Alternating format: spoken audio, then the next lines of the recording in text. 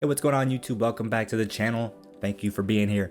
Welcome to a brand new replay analysis. Today we're doing an analysis for Random, who's been a long time subscriber and supporter. He said we're doing a 2v2 Diamond 3, High Diamond 3 replay analysis. He says his weakness is decision making. His strength... Oh, okay. His weakness is decision making and speed. Okay, and his strengths are car and ball control. So his weaknesses that he thinks are his decision making and his speed. So we'll go ahead and watch this and see if we notice that. Before we get into it though, guys, if you want to get yourself a replay analysis like the one you're about to see, check the description down below. It's got all the information on how to do so. And yeah, let's go ahead and get into it without any further ado. See what we got for our boy. Okay, so are we partied up? No. Right away, the kickoff wasn't the greatest. We were very off center on kickoff, which is why we lost it to our back corner.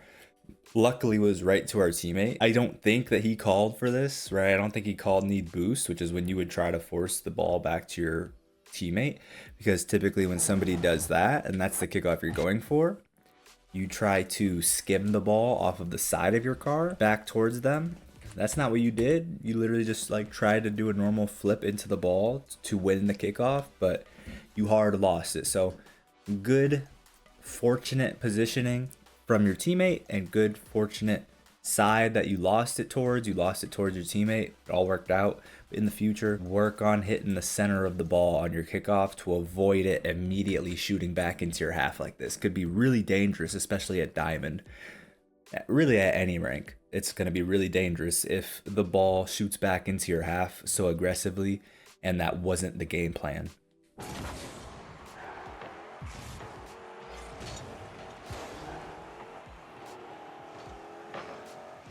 Okay, so far so good. All right, so I don't think the half flip was necessary here. So if you guys have been watching lately, I've been trying to point out smaller details, smaller things, as well as obviously point out general advice like fundamentals. But I'm trying to point out more small things as of lately, as long as the player doesn't look like they're going to get overwhelmed by all the information I'm pointing out. Now, Random has been, I think, a little higher ranked. I don't remember exactly what he's been at, but he even said in his submission that he's fallen quite a bit. So I think Random will be fine with receiving this information. I don't think I'm going to overwhelm him. And I think he's well equipped to understand what I'm going to say here. You don't need to half flip back for this ball and immediately retreat for defense. Yes, it's sort of, you're too close to really do too much with this ball. Going up and trying to shoot this or going up and trying to double tap it is going to be risky because you are last man. And if you miss, your teammate is still on their backboard. So if you miss and the ball bounces off the backboard towards your end, it's going to be a free breakaway for your opponents and a free goal. So smart idea not to go up and overcommit for a shot or a double tap here.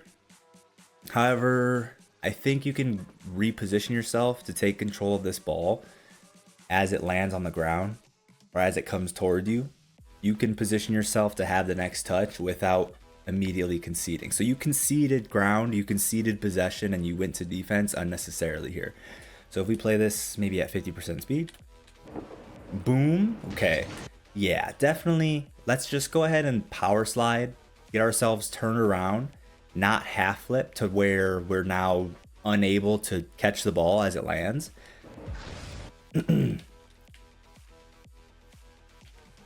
Instead, we were about here. Let's just power slide out and catch the ball here, right? Let's power slide out and catch the ball here. We can shove it over to the boost. They won't be able to catch us if we properly execute that. And we can make an aerial play if we're confident in our aerial mechanics. Or we can flick the first guy that comes to challenge us towards this direction. And then, you know, it'll bounce off the sidewall and we can try to follow it up again ourselves. So just bottom line here, there's a lot of different ways you could have played this out had you stayed on the ball. So unnecessarily conceding possession here. If you look at that one more time, you can also tell that you don't need to concede possession here because you just saw both of your opponents double commit for this save, double commit for this clear, whatever it was. and they're both still recovering from their jumps. So you have the time and the space to take possession of this.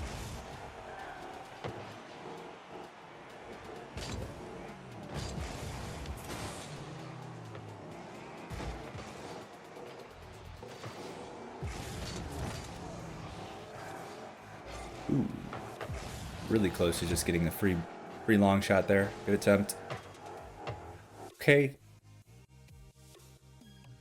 I want to see you either swing out wide to get an easier read on this. Right here, right? I want to see you either swing out and come to play the ball head on, or I want to see you get behind the ball, roll it up your corner.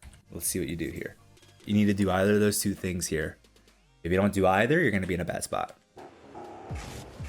Okay, so you don't exactly roll up your corner, but you do the next best thing. That was well executed as well. Well done. Good attempt.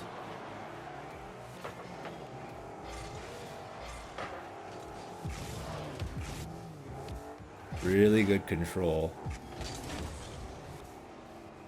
All right.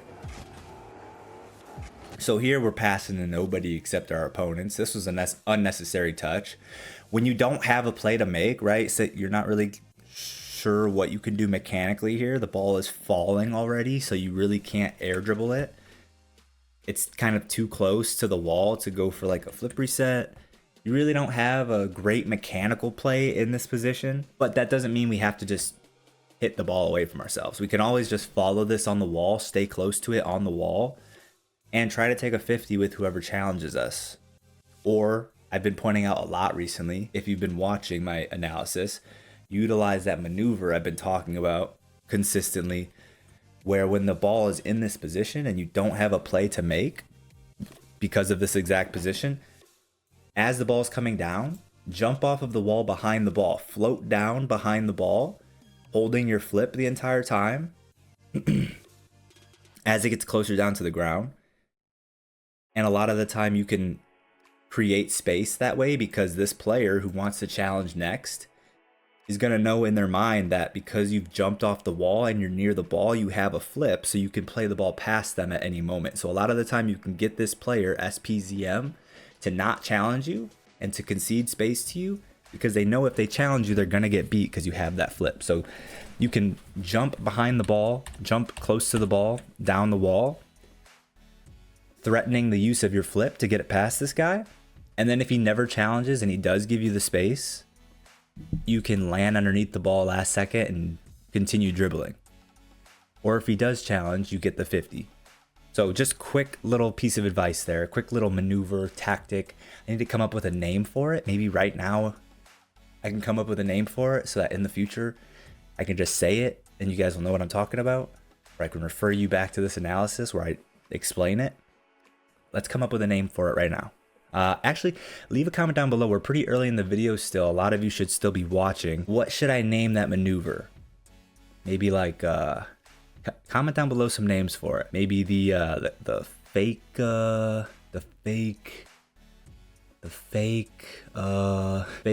aerial, fake into the catch. I don't know what to call it. We need to come up with a name for it. Somebody leave a good name down in the comments. So yeah, there's no reason to just flip the ball away from ourselves. If we don't have a play, that's fine. But we don't need to just give the other team the ball for no reason.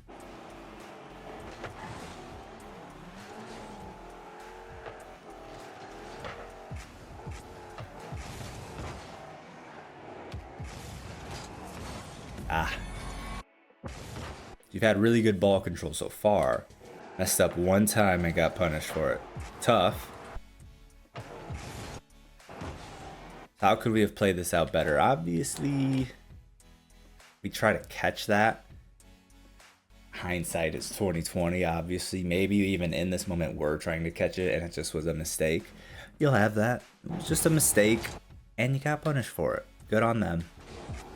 Any other way we could have played this out? I like that you haven't challenged yet. You were last man, so this was not a good challenge to take. Smart to not challenge here. I mean, you're in a really tough position. I can't fault you too hard. Tried your best. All you can try to do better in the future is make sure that you actually catch that ball. either going up the backboard, you can catch the ball going up the backboard, or you can catch it on the left side of your car and just keep it glued to your car so that they can't shoot the ball. They'd have to 50 you at the very best.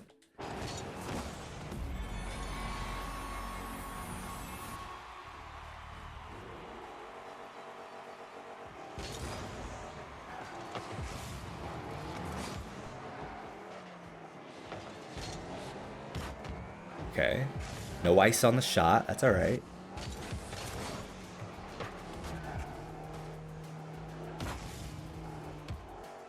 Okay.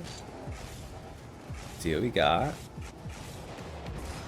Ooh, nicely done.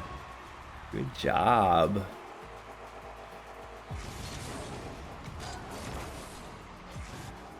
Can he make it 2 in a row? No way. My man's popping off. Good job. Great plays. Yeah, I mean, I think you said one of your strengths was car and ball control, so definitely. And that's a result of, for most people watching, like I said, this guy has been slightly higher ranked. I don't remember how high. But champ something, I think. Maybe champ 2?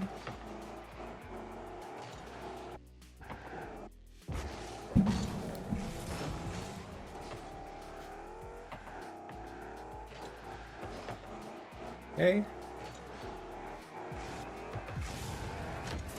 Very well done.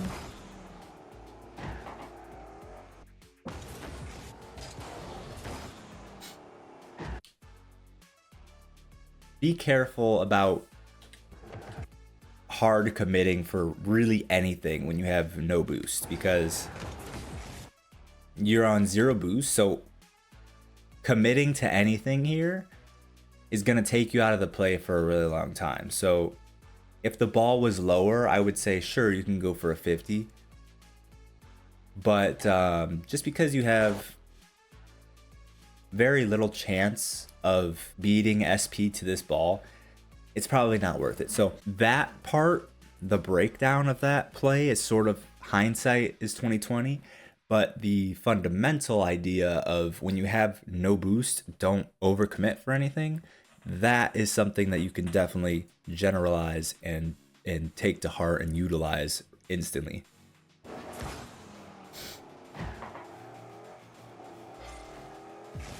Really good touch, really bad touch by you. Okay, not much to say there. Just a very bad play. That was bad. That was really bad. That doesn't take much of an analysis.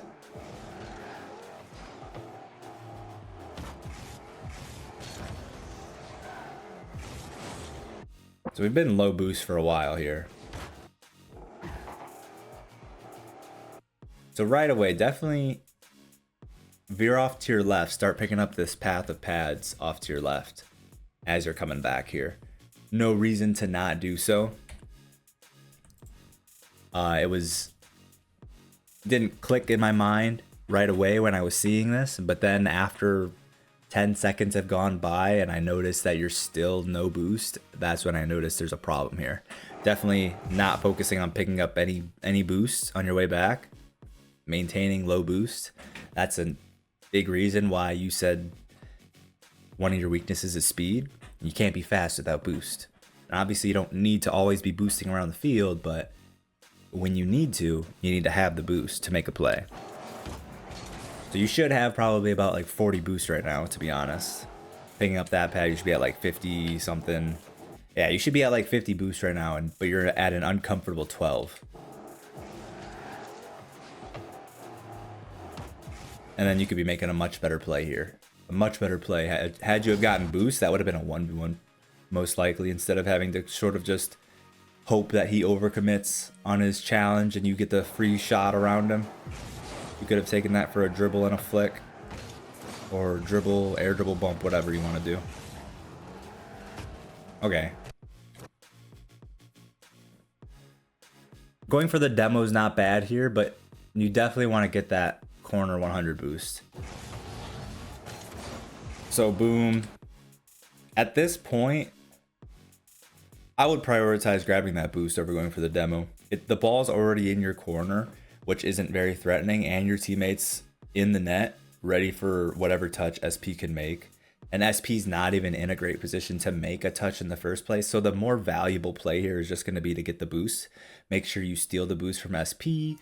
You're not giving SP a chance to ever, rotate back down the wall after getting a touch on the ball or not getting a touch on the ball, and then getting the boost and getting a lot of value out of his play. So just the most valuable thing you can do here to optimize your situation and de-optimize their situation, secure that boost. And then from there, if you want, you can stay close and you can play close and you can challenge or fake challenge, shadow defend the ball around your backboard, whatever. Or you can make the decision to rotate out after grabbing the boost. In this position, either one is fine, to be honest.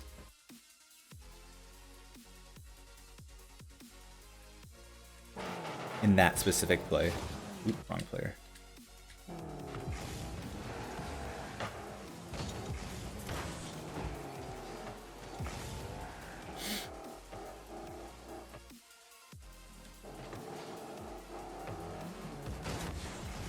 Yeah, that should have been your ball. Not bad going in for that. Your teammate should be pushing this. Not on you.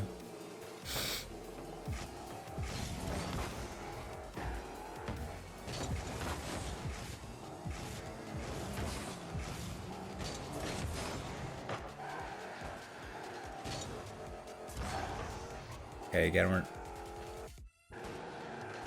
not doing our best job of making sure we're picking up pads, right? Instead of going for a wave dash here to pick up speed, why don't we instead just path over these pads? And pads have a wonderful way of just putting you in the correct position. The game designers, when they created this game and these maps and the pad layout, did an amazing job, whether coincidental or not, whether just basic, I don't know, trigonometry. However they decided to lay out these pads, it worked out really well. A lot of the time, if you follow the paths of pads that are laid out, you will be in really optimal positions. So if we move this way and we swing up on these pads, I mean, we're in a pretty, this is a good position to be in on this play.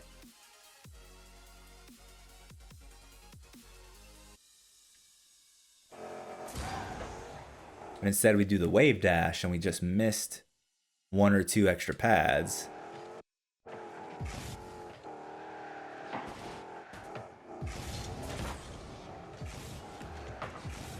Okay, did we have time? We can, we're taking a lot of long shots, which I'm a fan of, honestly. Long shots are a good way of getting your opponents to give you space, right? If you're every time you get the ball, you're just shooting a long shot on their net, sort of forces them to not rush their play or not rush you every time a ball is coming towards you. Like a lot of the time, people get frustrated because their opponents never give them space, but you have to earn that space. You have to give your opponents a reason to give you space, and taking long shots is a great way to do that. Condition them to think that, okay, I can't push him super hard because he might just shoot this over my head. And then you can condition them to think that way, and then you can start getting a lot of space that they wouldn't have given you otherwise.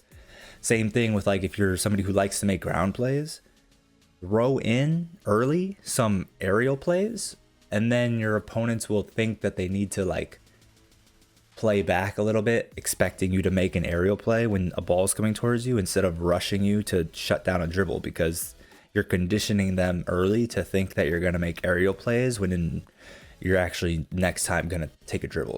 That makes sense. I'm kind of stumbling over my words a little bit. Drinking some coffee right now. I'm a little hyped up, a little anxious. So excuse the poor speech ability right now. But you get what I'm saying. Good boost grab. Shutting down our opponent's play by grabbing that boost.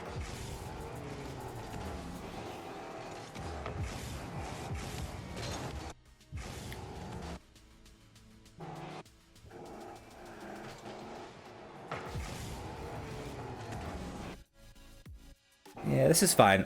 What I was thinking about saying there was,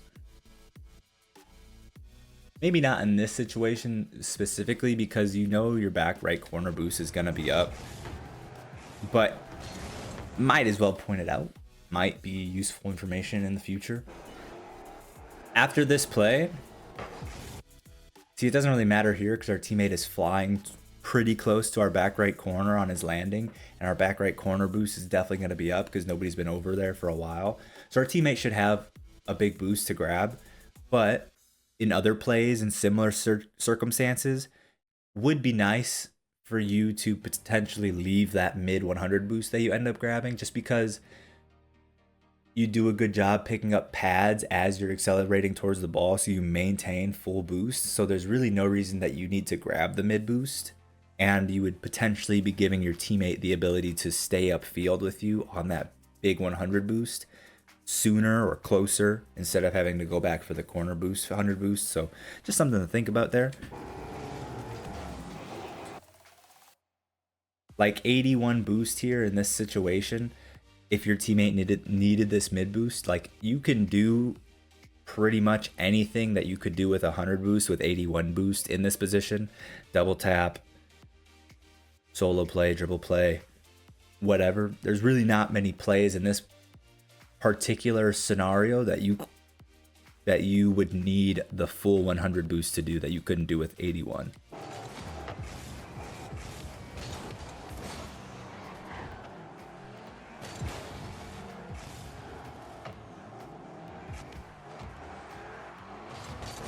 That was really well played. I'm going to point this out just for people.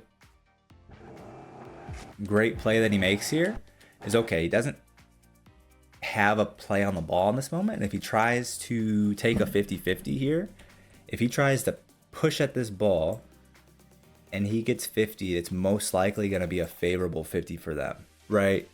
Because I think this ball is falling down this way. So you can't say that he's going to get the ball forced over him, because he's going to be taking the 50 with the top half of the ball by the time he makes contact with it. So the 50-50 would end up looking something like this on sort of the top half of the ball. And again, it's going to shoot out this way, most likely. So what he does here is he actually just stays in the path that this guy would be hitting the ball. He doesn't 50 the ball per se. He stays in the path where this guy would hit it.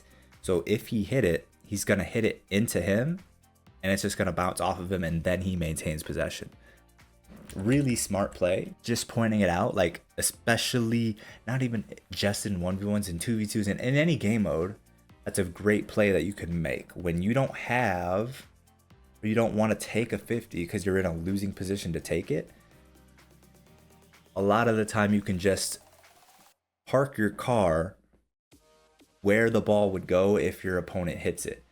And a lot of the time, just like earlier with the other tip about, you know, what I wanted you guys to name, that play or that technique, same thing here. A lot of the time your opponent will see that you're waiting for them to hit it, and they will realize, oh, if I hit it, they're actually in a good position. They're going to beat me, so I'm not going to hit it. And you can, again, create space or maintain possession, get them to back off by doing something like that. So small little things here that go into higher level Rocket League. So just pointing that out for people who might notice it, might not, might benefit from it, might just like hearing detailed analysis like that.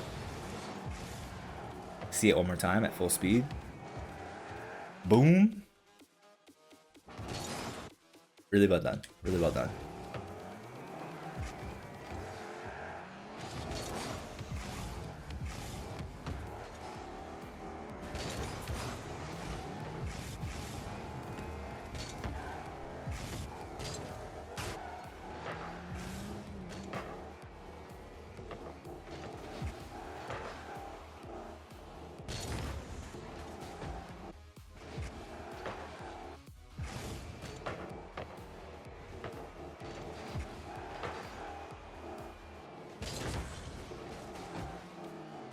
That's not bad. Careful about backflip touching balls though. Backflipping into the ball if you want to rank up is not a good idea. At like higher level players will almost never backflip into the ball. They're either gonna catch it and control it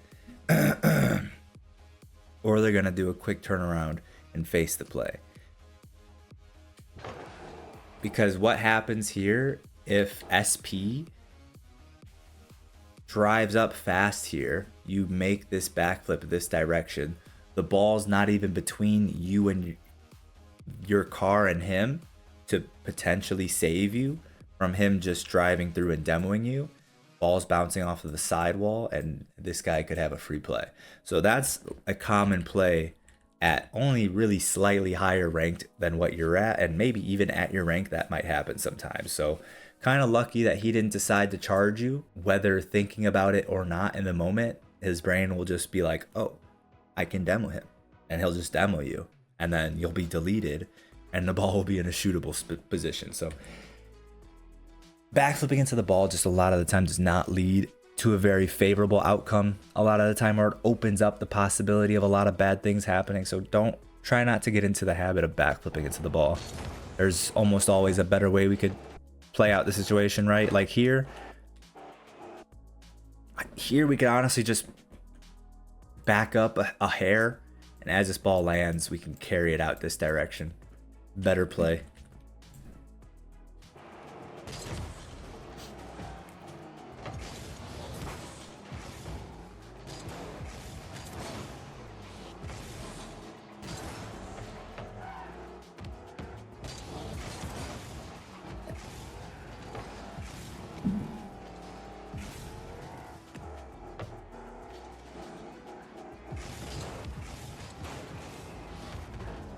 Yeah, they're scared of your aerial plays now that you scored on them twice.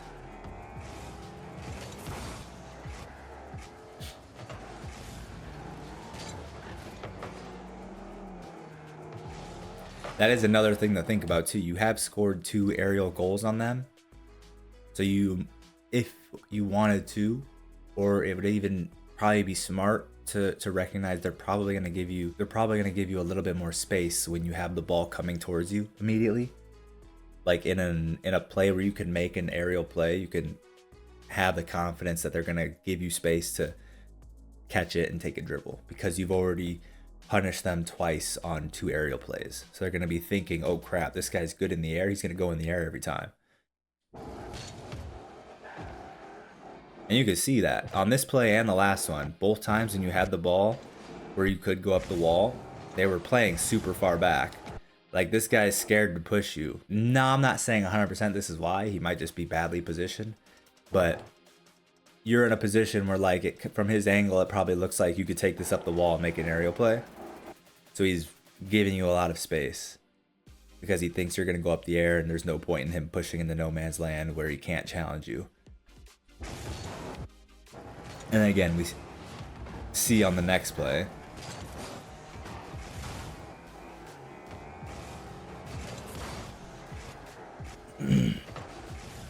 Boom. Wait, was it there? Right here. They're expecting you to take this up the wall and make an aerial play. Maybe that's not why you have so much time here. But at higher levels, that is something that people think about. And they're playing back, expecting you to be going up for an air dribble right now, right? They're getting ready to defend the backboard. They're getting boosted up so that they can jump and aerial defend, you know? And that's why you have all this space.